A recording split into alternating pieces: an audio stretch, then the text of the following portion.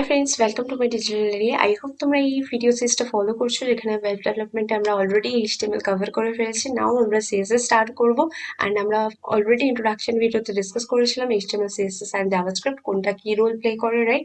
তো এখানে আমি আর ডিটেলে ডিসকাস করবো না, বাট তাও আমি ওয়ান লাইনে ব্রিফলি বলে দিচ্ছি যে এইচটিএমএল আমরা কি দেখেছিলাম। যে স্ট্রাকচার ডিফাইন করার জন্য, ওয়েবসাইটের স্ট্রাকচার ডিফাইন করার জন্য আমরা ইউজ করে থাকি এইচটিএমএল।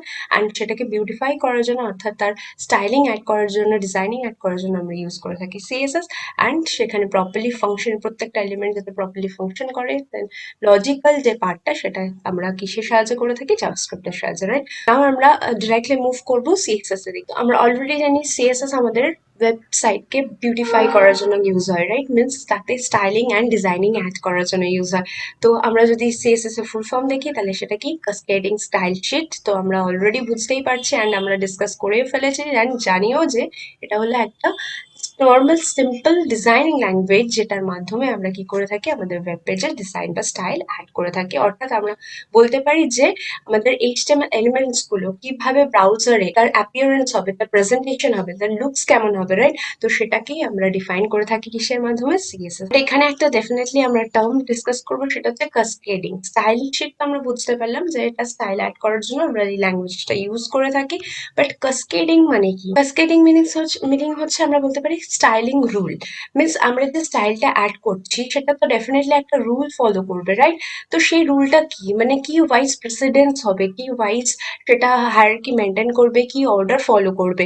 তো সেটাই হচ্ছে কি কাসকেডিং। যেমন একটা এক্সাম্পল নিয়ে যদি আমি বলি, ধরো একটা প্যারাগ্রাফ রয়েছে অ্যান্ড সেই প্যারাগ্রাফে আমি ডিফারেন্ট ওয়েতে ধরো স্টাইলিং অ্যাড করলাম। মিনস আমি একটা প্যারাগ্রাফেই ডিফারেন্ট ভাবে কালার দিলাম। এক জায়গায় আমি কালার দিলাম রেড, এক জায়গায় আমি কালার ডিফাইন করলাম গ্রিন, এক জায়গায় আমি কালার ডিফাইন করলাম ব্লু, রাইট? তো এই সেম প্যারাগ্রাফ তিনটে আমি স্টাইলিং ডিফাইন করেছি, তাহলে কোনটা ইমপ্লিমেন্ট হবে, কোনটা প্রায়োরিটি পাবে, গ্রিন না ব্লু না রেড, রাইট? এই জিনিসটা মানে কনফ্লিক্টিং সিচুয়েশনে কোন জিনিসটা প্রেসিডেন্স পাবে, হায়েস্ট প্রায়োরিটি কোনটার হবে, কি রুল ফলো করে সেটা মেনটেন হবে, কোন অর্ডার ফলো করবে, কোন হায়ারার্কি ফলো করবে। তো এই সমস্ত যাবতীয় যে রুলস গুলো আমরা ফলো করে থাকি, সেটাই হচ্ছে কি কাসকেডিং।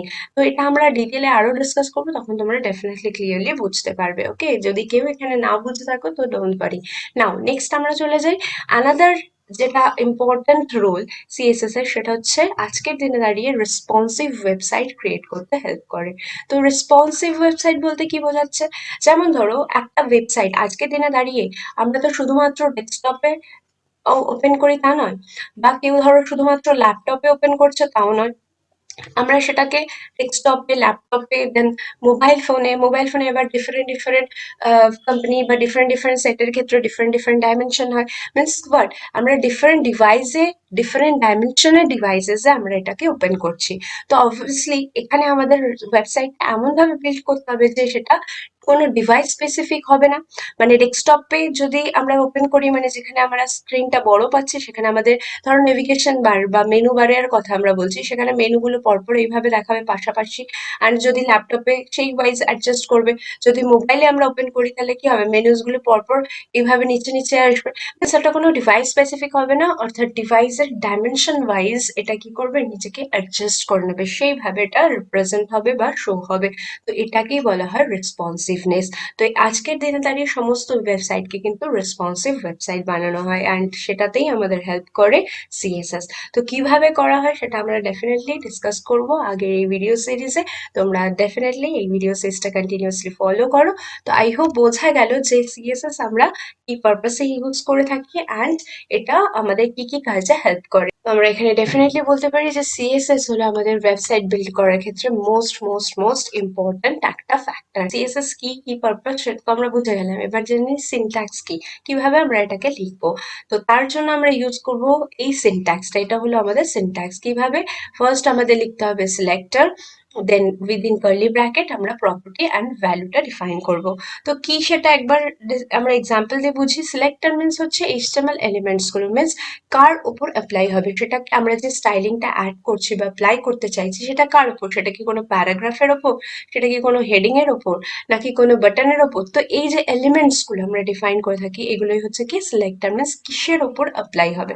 তো ধরো আমি কোনো প্যারাগ্রাফের ওপর অ্যাপ্লাই করতে চাইছি, তাহলে আমি কি লিখবো সিলেক্টরের প্লেসে? প্যারাগ্রাফ। মিনস লিবারেস আমার স্টার্ট করতে হবে অ্যান্ড দেন প্রপার্টি মিনস হচ্ছে এই যে স্টাইলিংটা আমি অ্যাপ্লাই করছি কিসের ওপর অ্যাপ্লাই করছি, কোন প্রপার্টির ওপর অ্যাপ্লাই করছি, মানে আমি তার কি সেট করতে চাইছি, হাইট, উইডথ, কালার।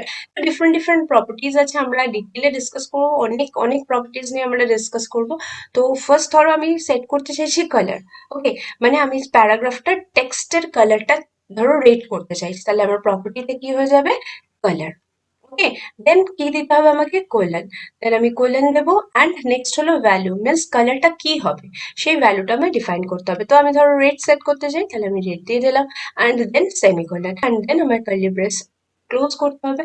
তো এই স্ট্রাকচার আমাকে ফলো করতে হবে। যদি আমি এই লাইনটা লিখি তাহলে আমার কি হয়ে যাবে, প্যারাগ্রাফের টেক্সটের কালার আমার কি হয়ে যাবে, রেড হয়ে যাবে। তো এইভাবে সিলেক্টর প্রপার্টি ভ্যালু পেয়ার এই হিসাবে আমরা ডিফাইন করে থাকি সিএসএস। তো আই হোপ বোঝা গেল যে বেসিক একটা আমাদের আইডিয়া হয়ে গেল। আমরা তো অলরেডি ডিসকাস করেছিলাম সিএসএস এর রোল কি ওয়েবসাইট ডেভেলপমেন্টের ক্ষেত্রে, অ্যান্ড আজকে আমরা আরো একটু ডিটেইলে ডিসকাস করলাম যে এর ফুল ফর্ম কি, এটা কি পারপাসে ইউজ হয়, রেসপন্সিভ ওয়েবসাইট বলতে কি বোঝানো হয়। এটা আমরা প্র্যাকটিক্যালি যখন ইমপ্লিমেন্ট করবো সেখানেও আমি দেখবো, দেখাবো তোমাদেরকে যে রেসপন্সিভনেস বলতে কি বোঝায় অ্যান্ড সেটা কিভাবে কাজ করে ব্রাউজারে।